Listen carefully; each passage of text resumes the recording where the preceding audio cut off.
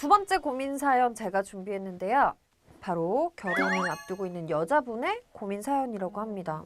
결혼 준비하면서 많이 다투기도 한다던데 한번 들어볼까요? 네. 저는 결혼을 3달 앞둔 예비 신부입니다. 시기가 시기이다 보니 저도 예민해졌는지 남자친구와 대화를 할 때마다 화가 나는 일이 많더라고요. 제 남자친구는 공감 능력이 좀 떨어지는 것 같아요. 하루는 제가 직장 상사 때문에 화가 난 적이 있었는데요. 너무 화가 나서 누구한테라도 말해야겠다 싶어서 남자친구한테 깨톡을 보냈습니다. 오빠, 내가 지금 회사에서 어떤 일 당했는 줄 알아? 아, 진짜 글쎄 강 팀장 그 새끼가 나한테 이런 것까지 시켰다니까. 아 그래? 아니 부하 직원한테 그 정도 시킬 수 있지. 너 일개 사원이잖아. 야 그리고 팀장님이라고 불러. 버릇돼. 그러다 너 앞에서 실수한다? 저는 잔소리를 들으려고 남자친구한테 이 얘기를 꺼낸 게 아니었거든요. 그리고 제 편을 들어줬으면 했는데 너무한 거 아닌가요? 이런 일이 한두 번이 아닙니다. 만나서 데이트를 할 때도 그래요. 오빠, 내가 신혼여행으로 스페인 가는 게 진짜 로망이거든? 아, 근데 패키지는 싫고 자유여행으로만 둘만 오붓하고 여유롭게 가고 싶은데 요새 야근도 많고 찾아볼 시간이 없네? 나도 이번 주에 일이 많아서 너무 힘들다. 야 주말에 야구도 하러 가야 되는데 피곤하네. 우리 신혼여행 가지 말까? 아, 제가 힘들다고 투정 부리면 같이 투정 부리고 제 얘기는 귓등으로도 안 듣는 것 같았어요. 제가 예민해진 탓일까요? 아니면 제 남자친구가 너무한 건가요? 이거는 제가 봤을 때 양쪽 의견 다 들어봐야 됩니다. 그쵸. 네, 어떤 상황이었는지 정확하게 봐야 파악할 수 있을 것 같아요. 이게 너무 징징거리는 분들도 있거든요.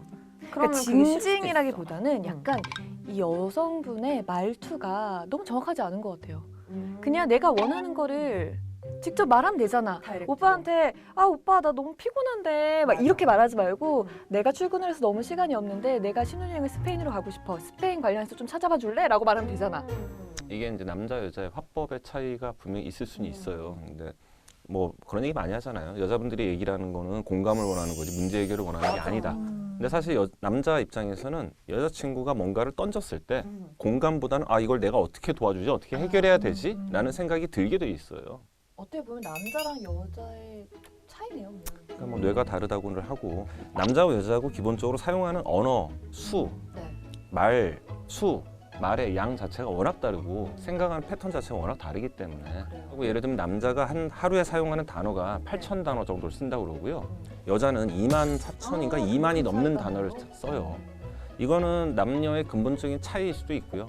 혹은 남자로 여자로 키워졌기 때문일 가능성도 크고요. 사실은 남자가 공감을 했는데 남자의 표현이 공감되지가 않는 거야 여자가. 그럴 수도 있겠다. 그럴 수도 있어요. 정말. 쓰는 단어가 8,000개밖에 없으니까. 정말 그 남자는 최선을 다해서 얘기를 했는데 내가 보기에는 충분하지가 않아 얘가. 그럴 공감이 수도 있겠다. 덜 된 것 같아.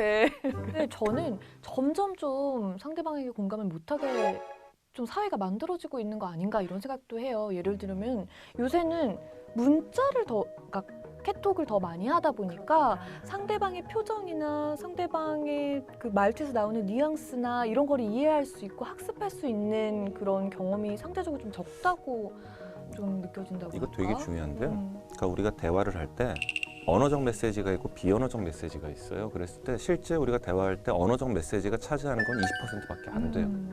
나머지 80%는 비언어적 메시지라고 해서 상대방의 표정이라든지 말투라든지 맞아. 톤이라든지 뉘앙스라든지 제스처라든지 이런 것들이 나머지 80%를 차지하는데 전화 통화를 하면은요 그게 한 반 정도로 줄어버리고요 문자 메시지 같은 걸 하면은 또 그거의 반 이하로 줄어들게 되거든요. 할 수 있는 감정 표현이라는 게 기껏 옆에다 이모티콘 하나 갖다 붙이는 거 정도밖에 없단 그래서 말이에요. 저는 상대방이 이모티콘을 붙이던 애가 안 붙이면은 얘가 나한테 화가 났나? 그러니까 이 맞아. 문자만 보고서는 이 사람이 어떤 기분으로 나에게 이 메시지를 보는지 알 수가 없는 거야. 내가 그래요. 어지간하면 이모티콘을 붙이다가 나 빈정 상했어는 이모티콘을 빼요.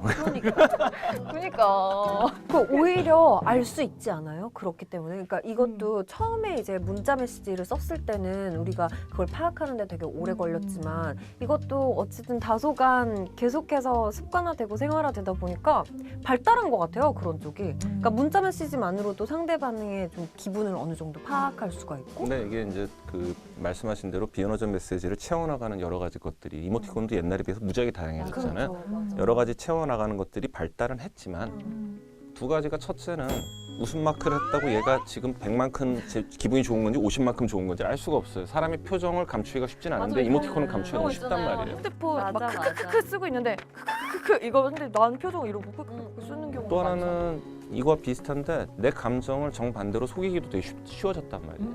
나는 기분이 너무 안 좋은데 나는 그냥 기분이 좋은 척.